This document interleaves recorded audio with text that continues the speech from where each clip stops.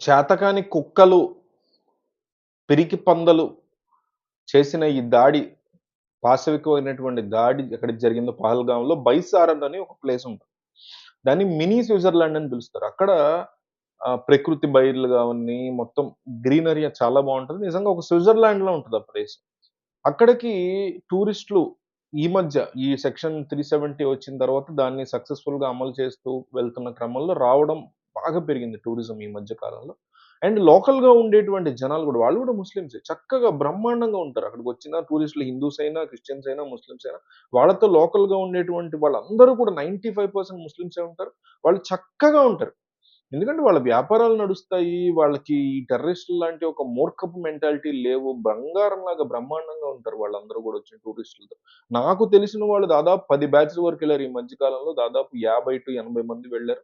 వాళ్ళ ఎక్స్‌పీరియన్సెస్ అన్నీ మాట్లాడితే ఇప్పుడనే కాదు గతంలో గూడా మాట్లాడినప్పుడు వాళ్ళెళ్లొచ్చిన తర్వాత, అరే! ఏదో అనుకున్నాం గాని 360 సెక్షన్ 370 తర్వాత చాలా మంచి జరిగిందక్కడ అన్నట్టు ఎవరి ఒపీనియన్ ఆళ్ళది. చెడు జరిగిందని గూడా చెప్పిన వాళ్ళు అది వేరే విషయం. సో ఇట్లాంటి సిట్యుయేషన్స్ ఉన్న చోట, చేతకాని కుక్కలు ఏం బూతులు తిట్టాలి? తిడితే ఆళ్ళ అమ్మల్ని తిట్టాలింక. అమ్మల్నేం తిడతాం? అంత అసహ్యమైనటువంటి పని. వాళ్ళు సైనిక దుస్తుల్లో, భారత సైనిక దుస్తుల్లో వచ్చి, దాడులు చేసి, ఐడీ కార్డ్‌లు తీసుకొని, ఐడీ కార్డ్‌లు చెక్ చేసి నాన్ ముస్లిం అయితే అతను గనక ముస్లిం కాని వాడైతే కాఫిర్ అని పిలుస్తారు ఇస్లాంలో. కాఫిర్ అంటే నాన్ బిలీవర్. నాన్ బిలీవర్ అంటే శత్రువు అనేం గాదు గానీ కాఫిర్. కాఫిర్ అనగానే నాన్ బిలీవర్ అని పిలుస్తారు. ఆ కాఫిర్‌ని ఒక శత్రువుగా చేస్తూ, భర్తని చంపి భార్య పిల్లల్ని వదిలేయడం. వాళ్ళు ఏడిచేటువంటి ఆ దారుణ సంఘటనలు, వాళ్ళ తర్వాత చెప్పే ఆ ఎక్స్‌పీరియన్స్‌లు విని మనం రగిలిపోవాలనేది వాళ్ళ యొక్క బిగ్గెస్ట్ టార్గెట్‌గా చేయటం. ఇదంతా అదే టైంలో ఇండియాకి యూఎస్ వైస్ ప్రెసిడెంట్ వచ్చెళ్ళడం, యు సౌదీ అరేబియాకి మోడీ వెళ్ళటం, హుటాహుటిన అమిత్ షా రావటం ఇదంతా కూడా కావాలని ఒక ప్లానింగ్‌తో, ఒక పద్ధతితో బిల్ క్లింటన్ కూడా అప్పట్లో జరిగింది మీకు గుర్తుంటే వచ్చెళ్ళినప్పుడు. కావాలని ఇండియాని ఎట్లాగైనా సరే రెచ్చగొట్టాలి. పాకిస్తాన్ ఆక్యుపైడ్ కాశ్మీర్‌లోకి ఇంకా ఇంకా కాశ్మీర్‌ని కలిపేసుకోవాలి. ఇదంతా కూడా ఇండియన్ అడ్మినిస్ట్రేషన్‌లో ఉన్నటువంటి థింగ్. రీసెంట్‌గా కూడా ఒక జనరల్ మాట్లాడుతూ కోవిడ్ తర్వాత అసలు 3 సంవత్సరాల పాటు రిక్రూట్‌మెంటే చేయలేదు.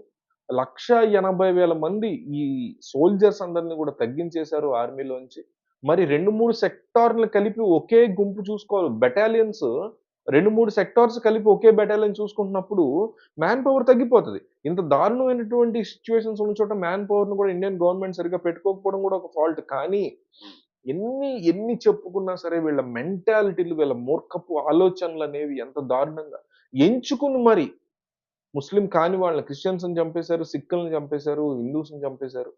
నాన్ ముస్లింని ఎంచుకొని చంపడం అనే దాన్ని మనం చాలా సీరియస్‌గా తీసుకోవాలి. నరేంద్ర మోడీ ఇండియాకొచ్చారు. సెక్యూరిటీ అఫైర్స్ సంబంధించి ఒక ఎమర్జెన్సీ మీటింగ్ జరుగుతుంది. ఇందులో భాగంగా పవన్ కళ్యాణ్ గూడా జాయిన్ అయ్యేటువంటి పరిస్థితి. ఆయన గూడా పవన్ కళ్యాణ్ గూడా పహల్గామ్‌కి హుటాహుటిన వెళ్ళేటువంటి అవకాశం ఉన్నట్టుగా తెలుస్తుంది.